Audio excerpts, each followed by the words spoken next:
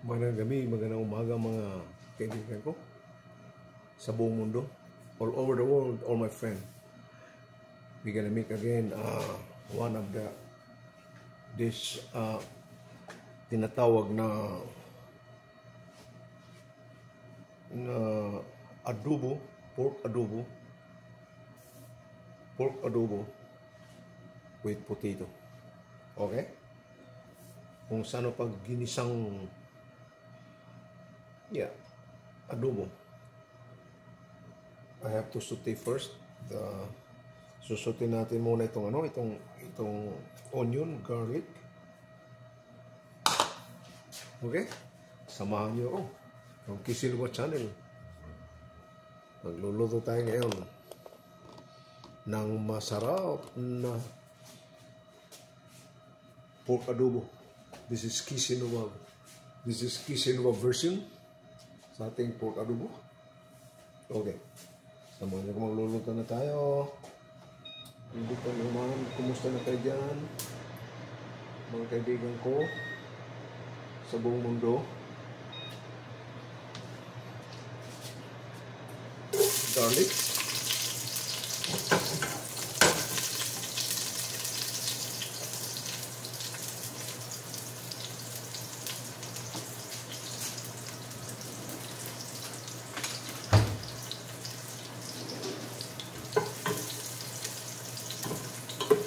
Paano natin yung brown, we're gonna make it brown, golden brown, the garlic, and then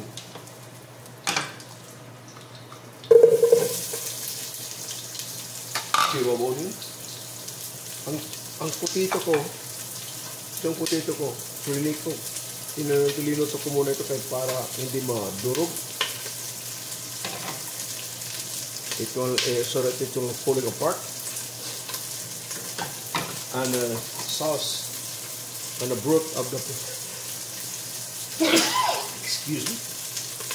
broth of the potato that I boiled andito at ilalagay ito mamaya.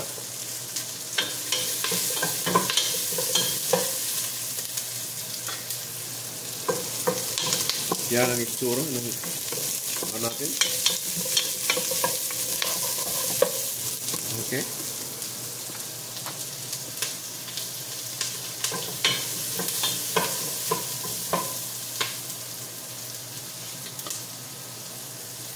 Itong pork natin, inanong ito,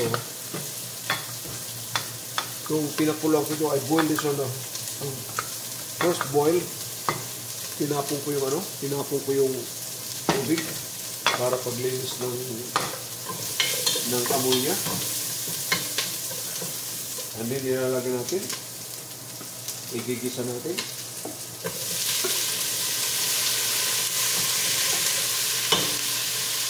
Ayan na.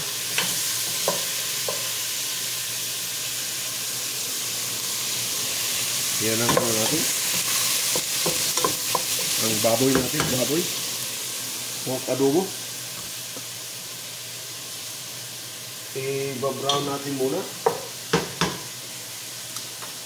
Ilalagay ko itong ginger. Ayan itong ginger. Okay? Babalikan natin mamaya. Maraming salamat. Okay mga kaibigan. My friend, nandito naman tayo. Ito na ang itsura niya. Golden brown. At least ano mo talaga yun. Para lumabas yung amoy tapos ilagay mo na yung niya. Lagyan mo ng tubig, ang juice na galing sa pinakuluan ko ng potato. Bakit itong potato ginaganyan ko? Yun talagang style ko, basta magluto ko. Mas kanong luto yung potato, I cook separately. Kasi pagluto yan, para hindi ma-overcook at tapos itong nagsisip-sip ito ng lasa ng at kung salty yung salt niya na naiba ang ano kung ilagay mo itong potato kung hindi pa luto. Pero kung naluto na, timplan mo na lahat tapos pinakalas mo na ilalagay yung potato. Okay?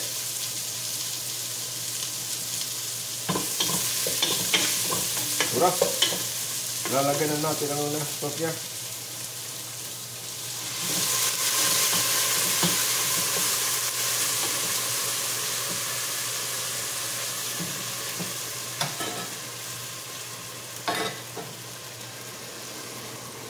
Itong itsura na niya. Titingnan natin mamaya.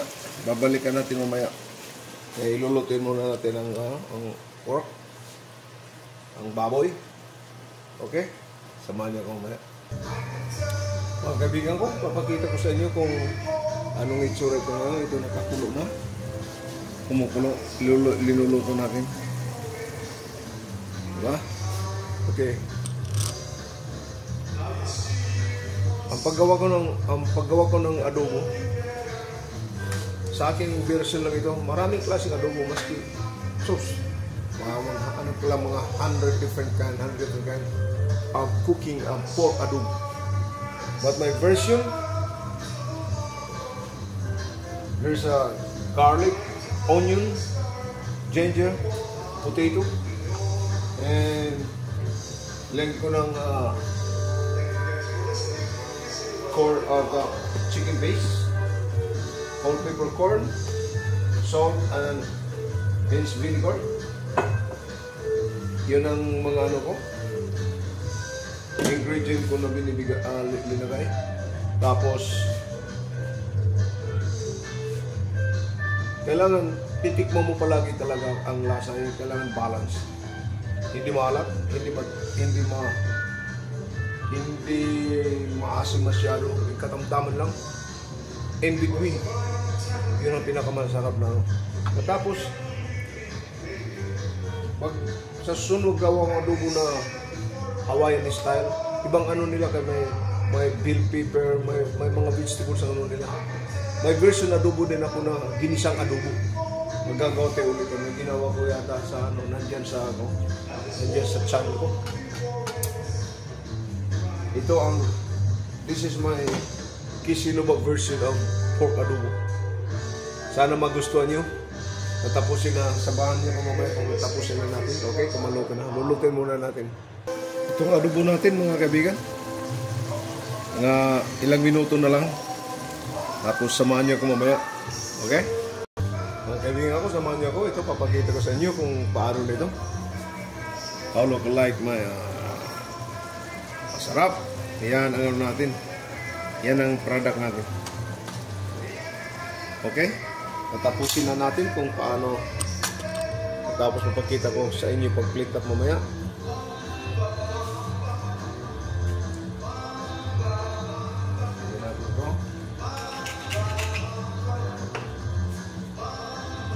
Soy.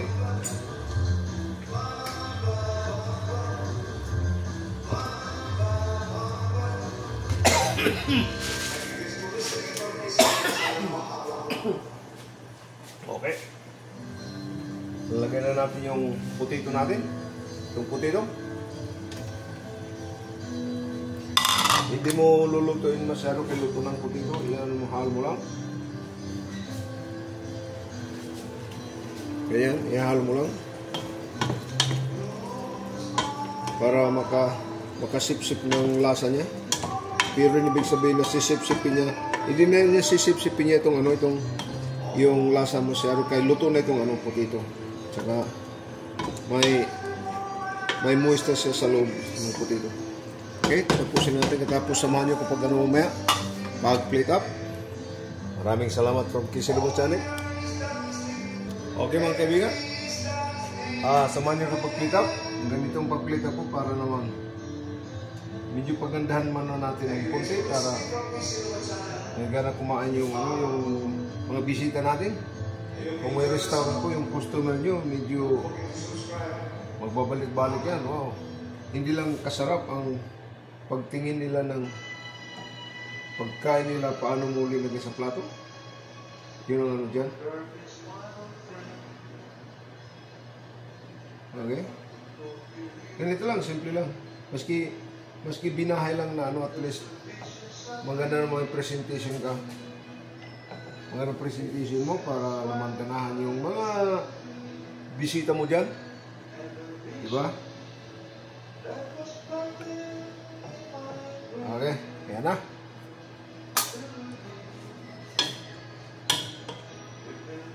Lalagay natin ang adobo niya sa gitna.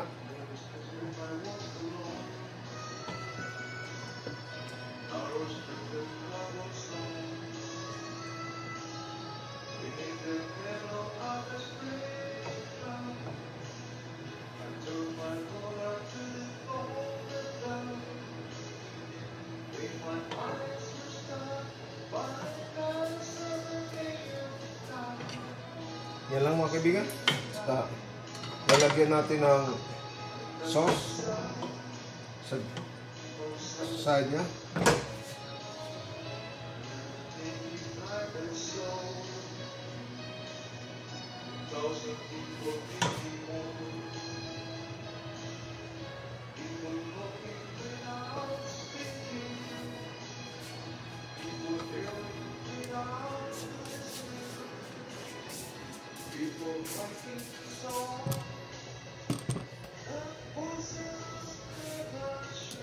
Dito tayo para makita yung paano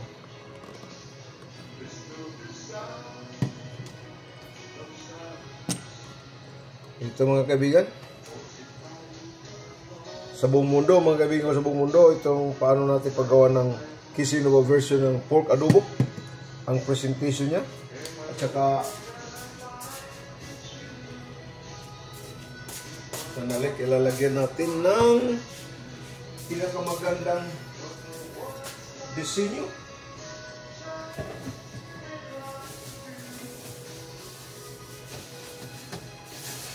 Kaya, pinakamagandang design dito.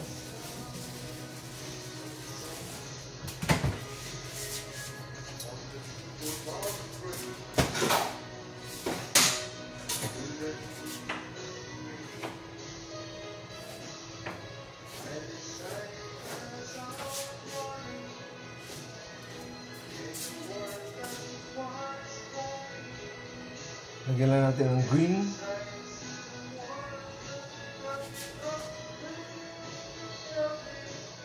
So, kasama ito. Parsley.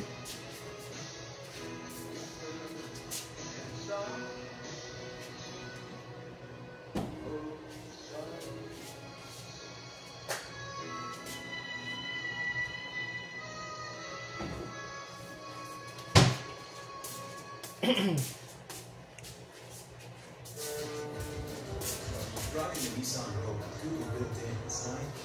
Hey Google, turn on Rocky's food. The ultimate connection. Drive the Okay? Nissan Rogue today. Mga kaibigan, ito na ano natin ha. Itong pork adobo natin. Diba yan? Kasi natin kami medyo na ano. Kaya lang. Okay? Itong ano, itong hindi importante. Pero kung mga bisita ka mga ano, pag ano lang, pag akit lang yan, pag to beautify your plate of your adobo, itong adobo natin. Kasi Kisinova version. Diba? Salamat sa itong pinakamasarap talaga. Salamat sa susunod nyo sa ano ko, mga pagluto ko. Mamaya magluluto na naman tayong ibang dish, ibang putahe. Then this is a pork adobo. Yan ang pag-plate up ko. Okay? Nandyan lang sa inyo kung anong style nyo na mag-plate up. Salamat sa sama sa akin sa pagsubaybay ng From Kisinova Channel.